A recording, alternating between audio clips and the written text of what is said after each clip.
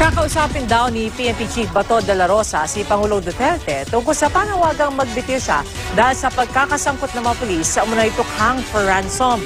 Handa raw si de la Rosa na mag-resign kung nagiging pabigat na siya sa administrasyon. Nakatutok si Dan Picluco. Sa kabila ng mga kontrobersyang ipinupukol kay PNP Chief Ronald Bato de la Rosa, palabiro pa rin siya nang humarap sa mga pulis sa Camp Karingal sa Quezon City kanina. Napakagandang regalo raw ang ibinigay sa kanya para sa ika-55 kaarawan niya. Ang tinutukoy ni de la Rosa ang pagdukot at pagpatay sa Koreanong negosyanteng si Ji Ik-ju na pinatay umano ni SPO3 Ricky Santa Isabel sa loob umano ng Camp Crame. Dahil dito nanawagan si House Speaker Pantaleon Alvarez kay de la Rosa na magbitiw para isalba si Pangulong Rodrigo Duterte sa kahihiyan at maibalik ang respeto sa tanggapan ng PNP Chief. Sabi pa ni Alvarez, mukhang mas interesado pa si de la Rosa ang mag-showbiz kung ano-ano raw kasi ang ginagawa nito gaya ng pagbivideo kaya't panonood ng concert. Nitong Miyerkules lang nanood si de la Rosa ng concert ng isang international artist sa Pasay. Sagot naman ng PNP Chief, hindi siya nag-e-enjoy sa kanyang trabaho. Handa raw siyang umalis sa pwesto kung sasabihin ng Pangulo. Ito po mga gusto mag-resign ako. Pero pagbigyan ko sila, sarap na masaya ko. Hintayin nyo, at magpapala mo ng presidente. Hindi ko ayaw sa presidente, sila na mag-resign. Wala pang reaksyon ng Malacanang tungkol dito. Si Senadora Laila De Lima naman sinabing tila naghahanap ng palusot ang administrasyon dahil hindi na raw makontrol ang PNP. Kung hahanapin ang ugat ng problema, yan anya ang pulisiya ng administrasyon sa giyera kontra droga na ginawa raw mga kriminal ang mga pulis. Hindi lang daw si De La Rosa ang may kasalanan. Dapat din daw sisihin ng Pangulo na ginawang tokhang death squads na sangkot sa mga racket sa tong ang PNP na dating professional na institusyon. Dapat daw papanagutin na agad ng administrasyon ang may sala. Ang DILG tiniyak sa pamilya ng namatay na Koreano na maparurusahan ang mga sangkot sa krimen. We now speak to National Police Chief Ronald Bato de la Rosa. Good evening, Director General de la Rosa. Good evening, Mai, and good evening to your viewers. Good evening. Thank you for taking our call, sir. Sir, first of all, we heard from the wife of Ricky Santa Isabel at sinabi niya po, si Superintendent Dumlao is the mastermind of the kidnap slay of Ji Ik-ju. Kakasuhan niyo ba si Dumlao, sir? Makakasuhan ba to? And yung ibang PNP officials na pinangalanan ni Jinky Santa Isabel? Yes po. In fact, sabay silang kinasuhan at lumabas na yung warrant nila kasama si Dumlao. But ang nangyari po isang nakalagay doon sa warrant na lumabas na galing doon sa court is Sir Dumlao. Sir Dumlao. So para walang kawala itong Colonel Dumlao na ito, pinapa-amend natin yung resolution na lalabas talaga yung totoong pangalan niya dahil alam mo, abogado rin itong Dumlao na ito makakalusot yan pag pwede makalusot yan pag magdepende lang tayo doon sa Sir Dumlao na yun sa pag-aresto natin sa kanya.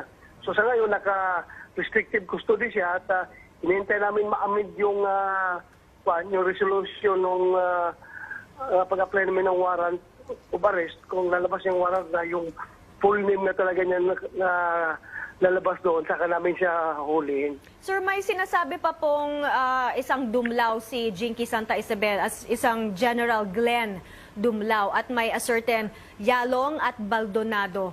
Are they accounted for na po ba, sir? At kailan niyo po ba itong sila Yalong at Baldonado?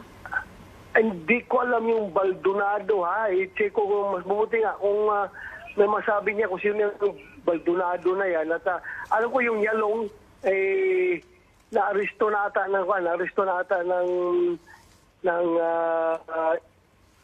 anti-kidnapping group at yung isang Dumlao na Glenn na sinasabi niya, I don't know kung paano na sabit yan kaso na yan na yan man ang director ng anti-kidnapping group na kaka-assume lang nitong Disyembre.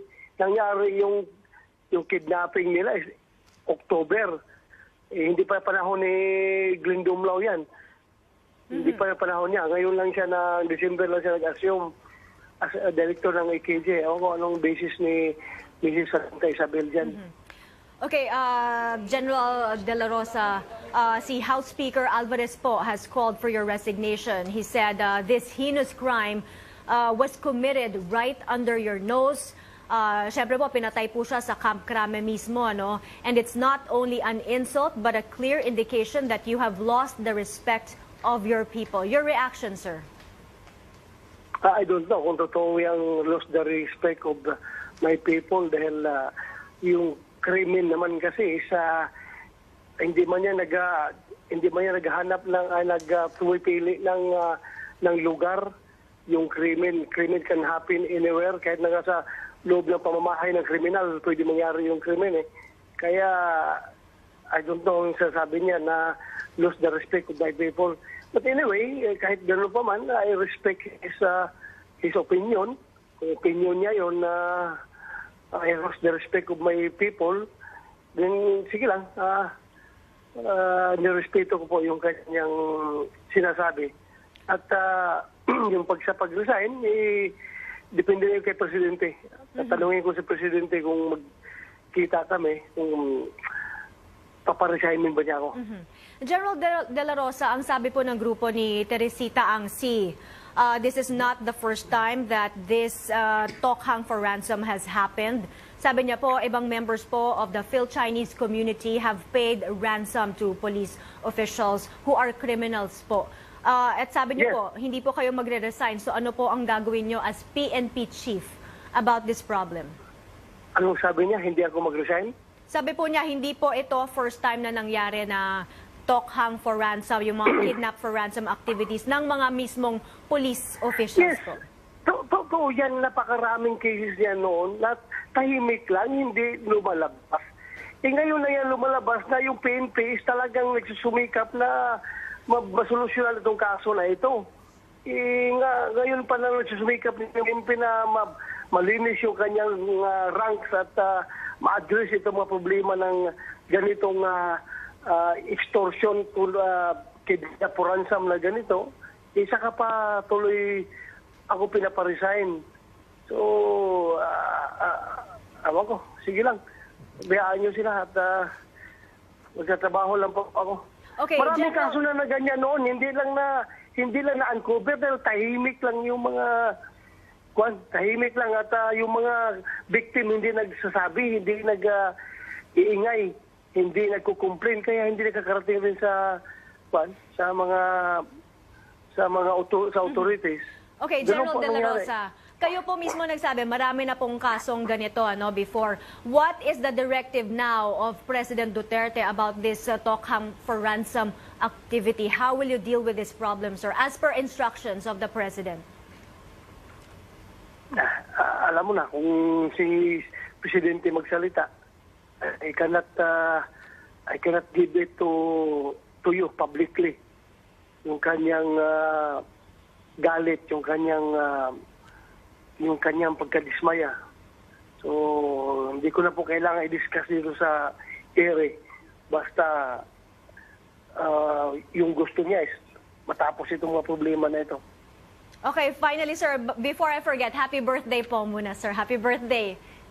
Okay, Yes, and your- salamat po. Napakagandang birthday gift ko po ngayon, yung resignation. Yung napakagandang birthday gift. Your final message po, and ano po ulit ang birthday wish nyo, General De La Rosa? Ha? Ano po ang birthday wish nyo at final message nyo po? Birthday wish ko po, sana po yung mga pulis na sindikato magbago na sila. Ihinto na lang kanyang ginagawang kalukuhan. Yan lang po ang birthday wish ko. Sana magbago na sila. Dahil hindi kami ihinto sa paghahabol sa kanila. Hindi namin sila hintuan dahil we are in the process of cleansing our ranks. Napakahirap po na trabaho ito. Kasamahan mo mismo kalaban mo. Pero it is a fight between good and evil. Okay. And I'm sure good will prevail in the end. Hindi ko kami natatakot sa kanila. Tatapusin namin sila. Thank you, thank you, General De La Rosa, for talking to us. Good evening, sir. Salamat po.